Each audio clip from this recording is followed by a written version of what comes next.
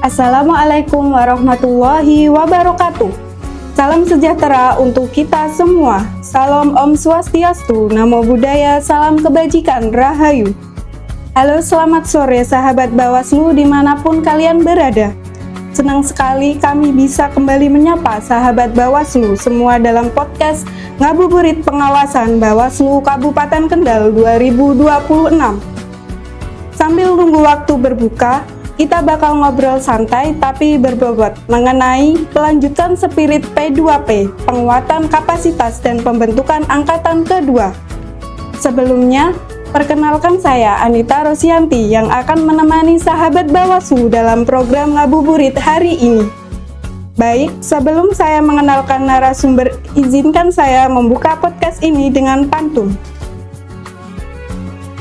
Pergi ke taman memetik melati, melati putih semerbak mewangi. Ramadan hadir suci di hati, P2P hadir kuatkan literasi. Hari ini sudah hadir narasumber keren kita, Bapak Muhammad Habibi SHI selaku Koordinator Divisi Pencegahan Partisipasi Masyarakat dan Hubungan Masyarakat Bawaslu Kabupaten Kendal. Apa kabar Pak Habibi? Alhamdulillah baik. Bagaimana puasa hari ini Bapak? Lancar. Alhamdulillah ya. Baik, sebelumnya saya mengucapkan selamat menjalankan ibadah puasa kepada sahabat Bawaslu dimanapun berada. Penasaran gimana spirit P2P, penguatan kapasitas dan pembentukan angkatan kedua? Tema ini menjadi penting karena P2P bukan sekedar program, akan tetapi sebuah gerakan yang perlu dijaga kesinambungannya. Yuk kita langsung mulai obrolannya. Pak Habibi, boleh dijelaskan apa yang dimaksud dengan program P2P dan mengapa spirit P2P ini menjadi penting untuk terus dilanjutkan? Baik, Mbak Anita, P2P atau Pendidikan Pengawas Partisipatif merupakan program strategis yang bertujuan melibatkan masyarakat secara aktif dalam pengawasan pemilu dan pemilihan. Jadi spirit P2P itu terletak pada kesadaran kolektif bahwa pengawasan bukan hanya tugas penyelenggara tetapi tanggung jawab bersama. Karena itu, keberlanjutan spirit ini sangat penting agar partisipasi publik tidak berhenti di satu angkatan saja. Tanpa partisipasi masyarakat, pengawasan akan memiliki keterbatasan jangkauan dan perspektif. Melalui P2P, masyarakat didorong untuk menjadi subjek demokrasi yang aktif, kritis, dan berdaya. Oleh karena itu, keberlanjutan spirit P2P menjadi fondasi penting dalam membangun budaya pengawasan yang berkelanjutan, bukan sekedar respon sesaat terhadap momentum pemilu. Lanjut lagi ya Pak ya, menurut Pak Habibi nih, kalau kita refleksikan pelaksanaan P2P angkatan pertama, apa saja capaian penting yang bisa kita catat Bapak?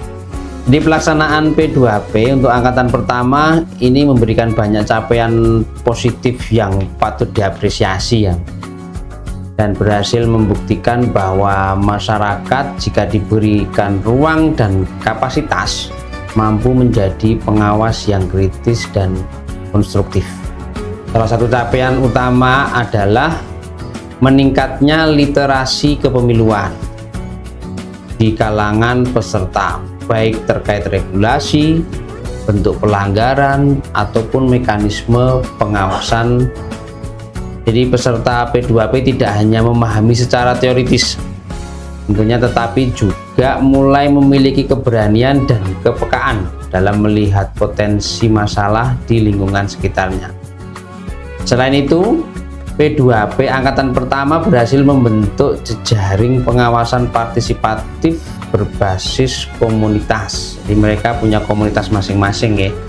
Jadi peserta datang dari latar belakang yang beragam dan membawa perspektif lokal sesuai dengan komunitasnya masing-masing, sehingga pengawasan itu menjadi lebih kontekstual. Yang tidak kalah penting adalah program ini menumbuhkan rasa memiliki terhadap proses demokrasi. Nah, di sisi lain nih Pak, tentu pasti ada tantangan ya Pak. Apa tantangan utama yang dihadapi ke depan? Jadi dalam setiap realisasi program tentu banyak tantangannya ya Mbak ya, tapi tantangan utama yang dihadapi dalam pelaksanaan pendidikan pengawas partisipatif angkatan pertama adalah keberlanjutan atau keterlibatan peserta pasca kegiatan.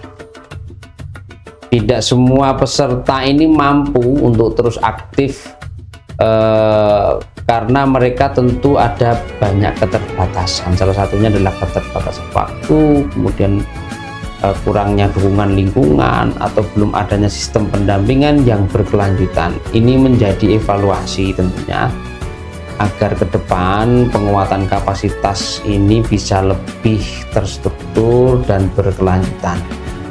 Tantangan ini tentunya justru menjadi penyemangat bagi kita semuanya, sehingga program P2P ini tentunya akan ada angkatan yang berikutnya, atau bahasanya kita ya berkelanjutan, kontinuitas.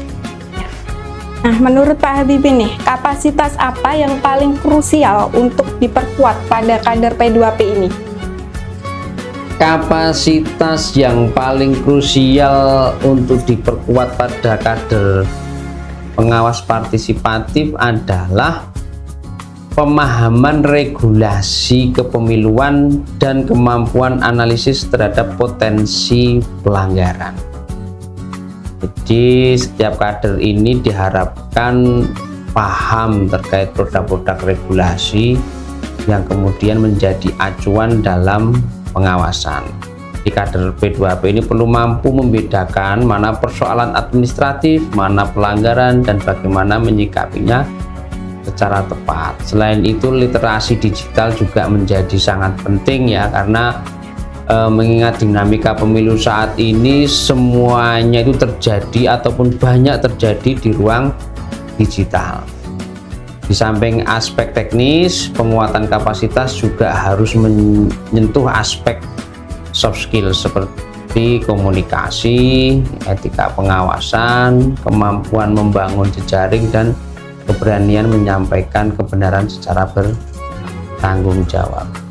Ya, kalau dari penguatan kapasitas P2P nih Pak, apakah penguatan kapasitas P2P ini cukup melalui pelatihan formal saja? Jadi kalau penguatan kapasitas itu tentu tidak cukup melalui pelatihan formal saja ya, karena pelatihan formal itu sangat terbatas. Walaupun pelatihan formal itu sangat penting sebagai fondasi, tetapi harus dilengkapi dengan praktek langsung, diskusi kasus, kemudian monitoring, dan ruang refleksi berbagi pengalaman. Karena pengalaman lapangan seringkali menghadirkan situasi yang tidak sepenuhnya bisa dipelajari dalam teori. Dengan begitu, kapasitas kader P2P ini tidak hanya sekedar teoritis tetapi juga aplikatif. Oleh karena itu, pendekatan pembelajaran berkelanjutan menjadi kunci. Kader P2P perlu difasilitasi untuk terus belajar, berbagi pengalaman, dan saling menguatkan. Dengan cara ini, kapasitas yang dibangun tidak bersifat statis, tetapi terus berkembang mengikuti dinamika pengawasan di lapangan. Jadi, nah menurut Pak Habibie nih, mengapa regenerasi P2P ini menjadi penting dengan adanya pembentukan angkatan kedua? Jadi regenerasi ini menjadi sangat penting karena P2P ini bukanlah program jangka pendek, jadi sifatnya keberlanjutan. Jadi gerakan jangka panjang pembentukan angkatan kedua memastikan bahwa semangat dan nilai-nilai P2P tidak berhenti pada satu generasi saja. Regenerasi juga membuka ruang bagi munculnya ide-ide baru, energi baru, pendekatan yang lebih adaptif, serta perluasan jangkauan pengawasan. Selain itu, regenerasi memungkinkan terjadinya transfer pengetahuan dan pengalaman dari angkatan pertama kepada angkatan berikutnya. Dengan demikian, P2P ini dapat tumbuh secara organik dan semakin matang dari waktu ke waktu, Mbak Rita. Oh, begitu ya Pak ya. Nah, Apa sih Pak yang membedakan antara angkatan kedua dengan angkatan pertama itu nantinya Pak?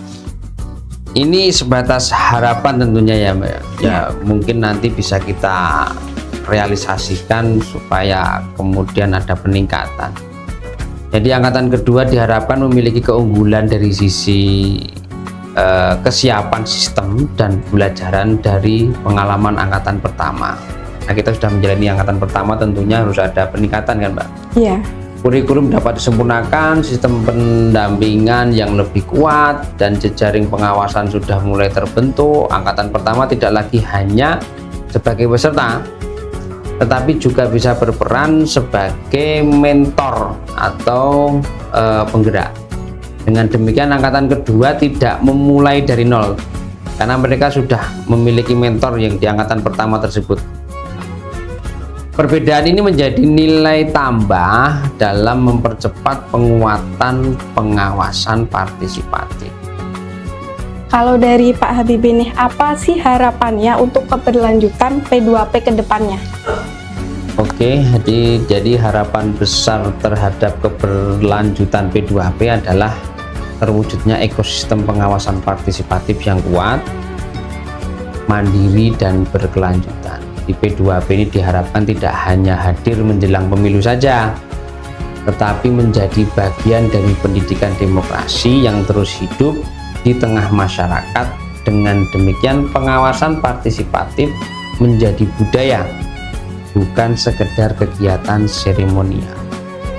Ke depan tentunya P2P diharapkan mampu beradaptasi dengan perkembangan zaman, termasuk pemanfaatan teknologi dan penguatan jejaring lintas komunitas.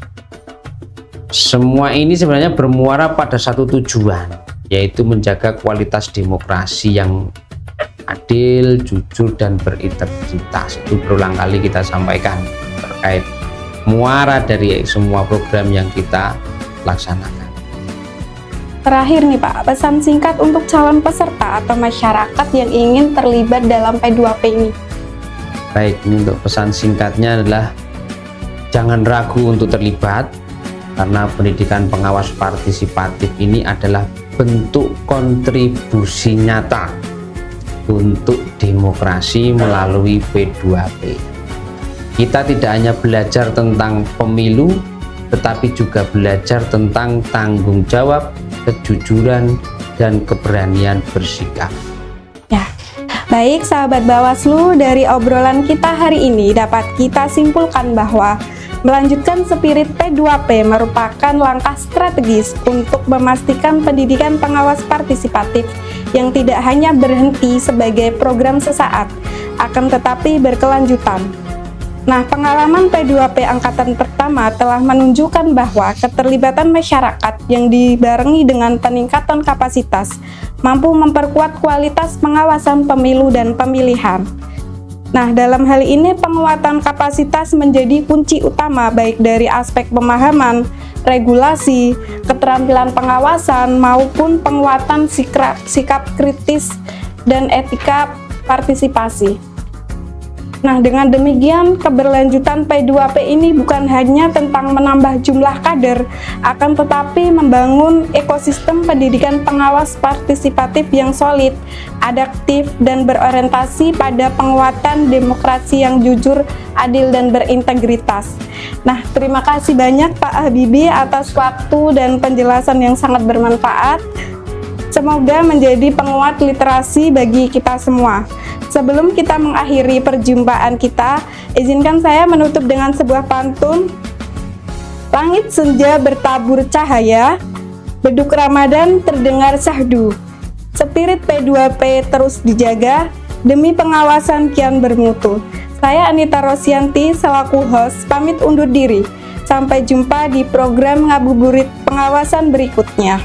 Wassalamualaikum warahmatullahi wabarakatuh. Bersama rakyat awasi pemilu, bersama Bawaslu tegakkan keadilan pemilu. Salam awas.